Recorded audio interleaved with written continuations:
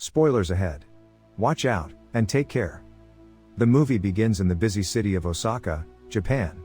A pink-colored truck passes through the streets with a Japanese pop song playing loudly on the radio. Inside this truck is Kate, a highly skilled female assassin, and her mentor Varric, who is getting her ready for her upcoming assassination. Kate is reminded of the stakes at play, and then Varric sends her out to complete the mission. Kate proceeds towards some guards, and acts innocent with them for a bit, before killing them within a matter of seconds. After this, she gets into position on top of a roof, to land a shot at her target, a man named Kentaro. However, Kate is in for an unpleasant surprise when she notices Kentaro's daughter, Ani, coming out of his car. Kate is uncomfortable with this situation, because she doesn't like to have kids involved with her missions. Regardless, she is ordered to take the shot because the target will slip away soon. Kate reluctantly fires the shot and kills Kentaro, thus causing Ani to cry for help right next to her father's body.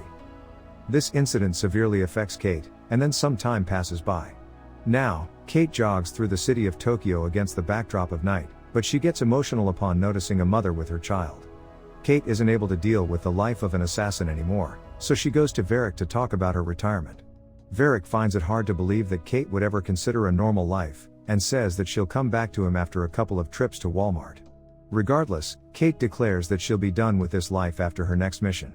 Later, Kate meets a man named Steven at the bar, and he tries some of his flirting tricks to win her over.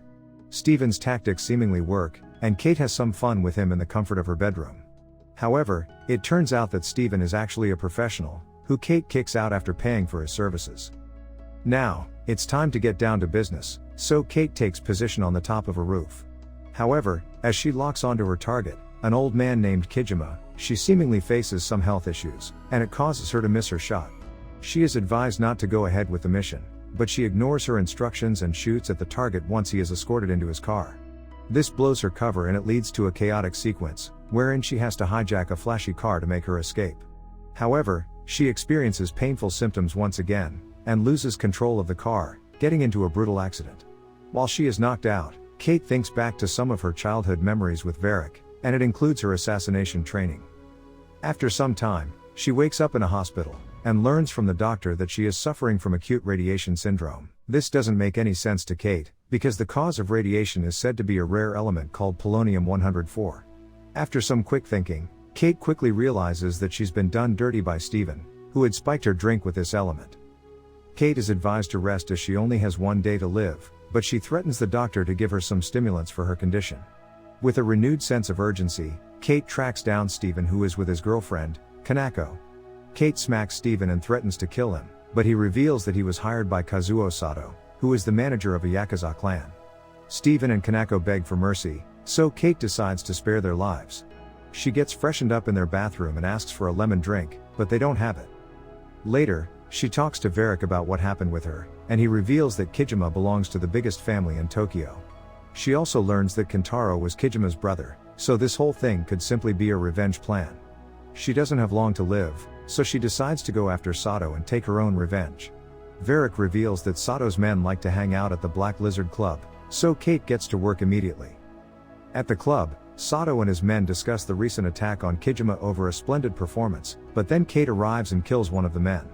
She threatens Sato, and demands to know why he had her poisoned. However, Sato simply says that he was following orders from a higher person, so she shoots him down and threatens his other companion. The Yakuza guards show up, and it leads to a hectic fight scene, wherein Kate brutally kills all of them by using guns and knives.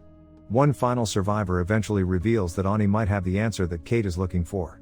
She makes her way to a club, where Ani is dancing along to the famous band Maid, playing hardcore rock music. Once here, Kate spots Ani, and takes down her guards, after which she drags her away. Ani tries to make a run for it, but Kate catches up to her and pushes for answers regarding Kijima. Ani reveals that she only talks to Kijima through a middleman named Renji, so Kate forces her to call him. Ani reluctantly gives in to Kate's demands, and has a word with Renji. That's when Kate takes over the phone, and tells Renji that if Kijima wants to see Ani, then he'll have to meet her at the center of the Murakawa marketplace in 1 hour. Ani remains uncertain whether her uncle Kijima will come save her, but Kate takes her away regardless. Now, Renji calls upon all his goons to help get Ani back, because he can't afford to let Kijima know about this kidnapping. He particularly confides in his right-hand man Shinzo, telling him that Ani needs to be taken care of. Now, Kate's condition grows worse and it makes Ani feel disgusted. Regardless, Kate takes Ani into a bathroom and locks her inside, giving herself a haircut. With this new look, Kate heads back into the market and gets herself a meal. After some time, Shinzo and his men reach the market and he locates Kate. This leads to a confrontation, wherein Kate threatens to leave Ani alone to die, if she doesn't see Kijima soon. As expected, an intense and deadly battle sequence begins, wherein Kate uses her skills to shoot all the assassins sent after her. She manages to avoid getting killed, but her condition grows worse with each passing second. In the middle of this confusion, Ani has managed to break out of the bathroom, and she coincidentally runs into Shinzo. However, Shinzo reveals his true colors, and points his gun at Ani. Confused, Ani asks why Shinzo is betraying her, but he responds by calling her a half-race girl. Luckily, Kate drops by and kills everyone before Shinzo can carry out the hit. Ani is of no use to Kate as of now, so she decides to leave her alone. However, Ani says she can help Kate, because she wants to get rid of Kijima, whom she wrongly believes got her dad killed. Kate isn't ready to take on such a huge responsibility, but collapses from her weakness, so she asks Ani to help inject her medicine. With nowhere else to go, the women decide to team up, so that they can take down Kijima together. They sit down and discuss their next plan of action, and Ani reveals that Renji has a giant penthouse with his boyfriend Jojima. Realizing that Renji is the only person who would know Kijima's location, the women get to work immediately. Ani manages to get inside the penthouse, acting like a damsel in distress.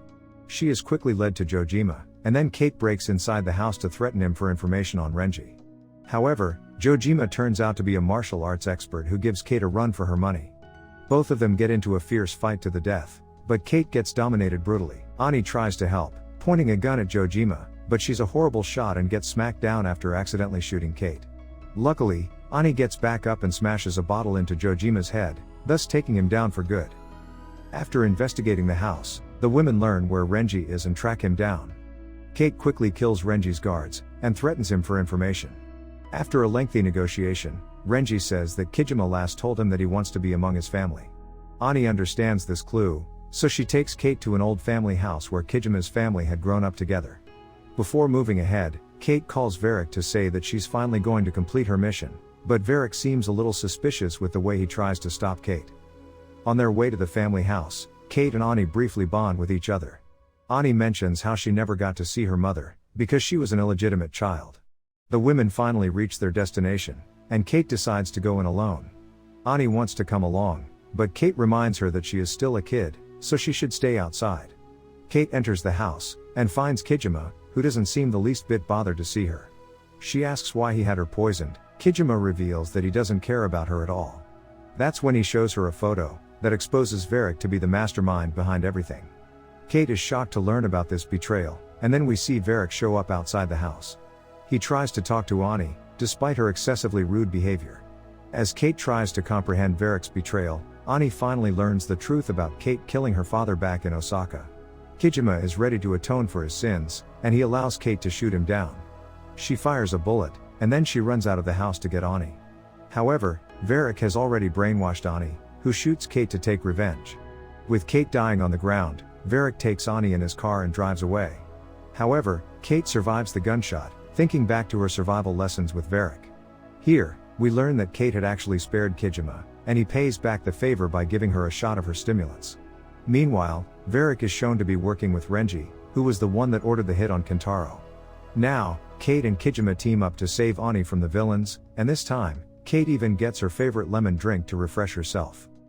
Kate, Kijima and his assassins get into Renji's headquarters, and kill all the guards with assault rifles. Varric decides to use Ani as a hostage, and then he sends his own squad to attack Kate and Kijima. A tense sequence follows, but Kate is able to survive her attackers, as is Kijima. With their options running out, Varric and Renji decide to split up, but Renji gets caught by Kijima and his men. Kijima challenges Renji to a sword duel, but Renji ridicules him for being old. Despite this, Kijima owns Renji in the battle, and kills him off quickly. Then, Kate unleashes a bomb on Varric's men, but gets into a shootout, wherein she gets severely injured. She manages to kill everyone in her way, and then she confronts Varric.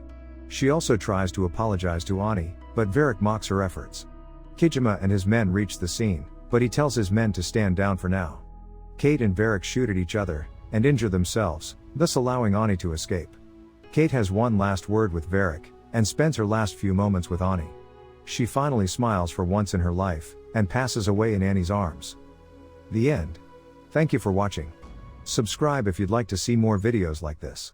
Turn on the notifications, and leave a like to help the channel out.